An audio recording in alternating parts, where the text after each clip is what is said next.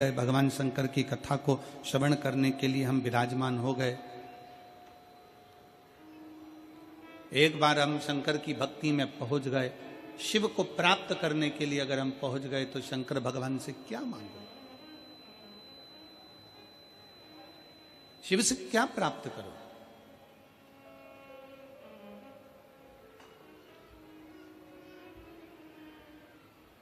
और कितने सुंदर समय पर शिव महापुराण की कथा प्रारंभ हुई है।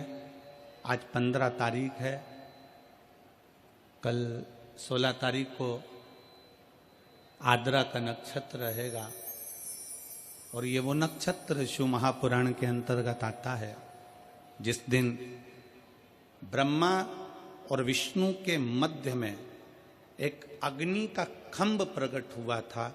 वो अग्नि के खंभ में एक ज्योति का दर्शन हुआ था।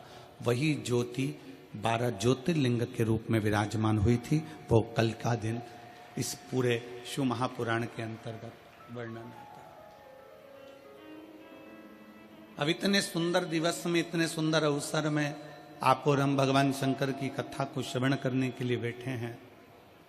कोई साधारण सा विषय नहीं है शिव महापुराण की कथा की। यहाँ से सुनी, यहाँ से निकाल दी, बची कुची थी कपड़ा में से झटकार दी, घर पहुंचे, घर वालों ने पूछा कथा में गई थी शिव पुराण की? हाँ। क्या लेकर आई है? तो कहा कोई पानी बांट रहा था तो पाउच ले आई, और कोई बिस्कुट बांट रहा था तो बिस्कुट ले आई, और कोई टॉफी बांट रहा था तो टॉफी ले आई। पर सच्चा शिव भक्त वो होता है जो कह दे कि मैं शिव महापुराण की कथा में गई थी और 7 दिन की शिव कथा सुनकर मैं शंकर को अपने साथ में बांध कर लेकर आई हूं, और वो मेरा शिव मेरे हृदय में विराजमान, मेरा शंकर अपने भीतर बैठा हुआ।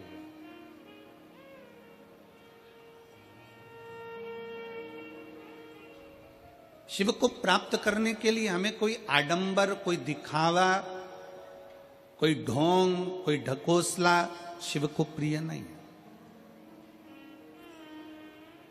शंकर भगवान को किसी आडंबर की जरूरत नहीं है कि तुम बहुत बड़ा त्रिपुंड लगाओगे तो शंकर के भक्त कहलाओगे, बहुत सारी रुद्राक्ष की माला पहनोगे तो शिव के भक्त कहलाओगे, तुम बहुत बड़ी जटा बांध लोगे तो शंकर के भक्त कहलाओगे, तुम सावन महीने में शंकर को जल चढ़ाओगे तो शंकर के भक्त कहलाओगे, तुम शिवरात्रि के दिन दीप लगाओगे तो शंकर के भक्त कहलाओगे। शिव महापुराण की कथा कहती है शंकर को किसी आडंबर की जरूरत नहीं है, शंकर को किसी दिखावे की जरूरत नहीं है, क्योंकि दिखावा दुनिया वालों से करा जाता है। जो शमशान में बैठा हुआ है उसको क्या दिखाना चाहोगे? शिव तो आडंबर से परे,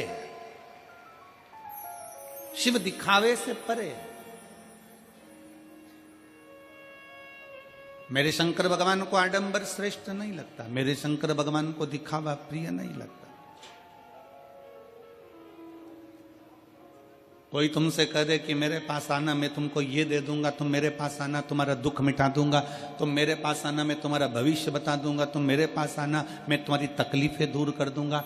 शिव महापुराण की कथा कहती है दुनिया में कोई ऐसा मनुष्य संसार में पैदा नहीं हुआ जो किसी का दुख काट दे। दुख तो तुमको स्वयं काटना पड़ेगा अपने कर्म को भोगते हुए, और अपना कर्म की गति का प्रबलता धारण कर कर, अपनी मेहनत कर कर, अपना परिश्रम कर कर तुम्हें खुद आगे बढ़ना पड़ेगा।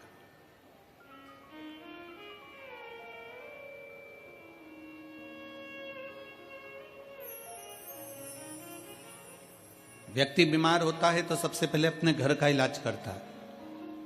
घर में इलाज करते करते थक जाए तब फिर वो पास के प्राथमिक चिकित्सा केंद्र में जाता है। प्राथमिक चिकित्सा केंद्र में काम नहीं होता, फिर वो बड़े अपने शहर के हॉस्पिटल में जाता है। अपने शहर के हॉस्पिटल के बाद फिर वो दिल्ली जाता है, फिर वो एम्स में जाता है, फिर वो कहीं जाता है, फिर वहाँ से इलाज कराता कराता मुंबई आदि तक पहुँच जाता है, फिर वहाँ से इलाज कराने के बाद और कहीं उसकी इच्छा होती है वहां पहुंच जाता है। क्यों? क्योंकि उसको मालूम है कि मैं डॉक्टर के पास जाऊंगा तो मेरा आधा दुख कट जाएगा, क्योंकि डॉक्टर भी शंकर का एक रूप होता है। भारत की भूमि के ही नहीं, पूरे देश के जितने डॉक्टर हैं, ये मेरे शिव का एक रूप है।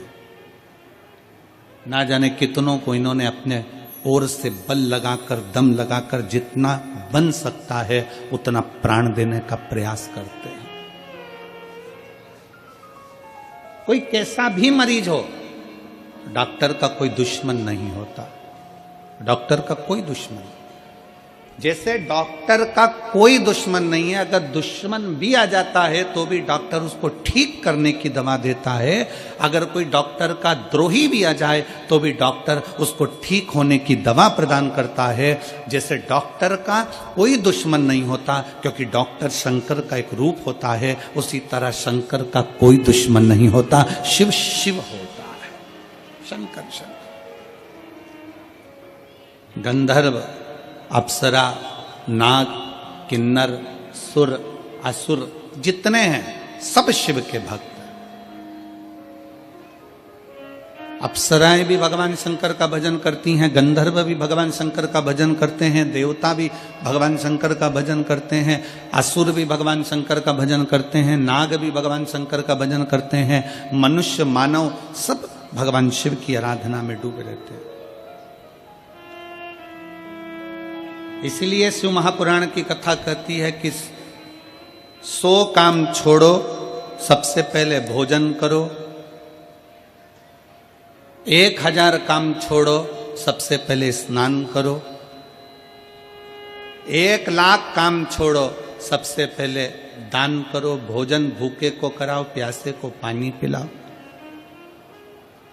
और करोड़ों काम छोड़ दो, सबसे पहले अपने नगर में अगर शिव महापुराण की कथा हो रही हो तो वहां 5 मिनट जाकर बैठ जाओ।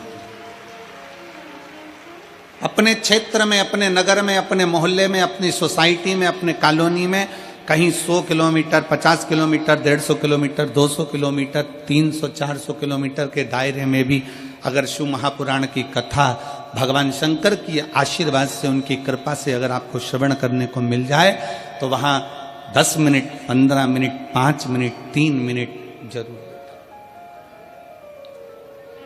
किसी ने पूछा, गुरुजी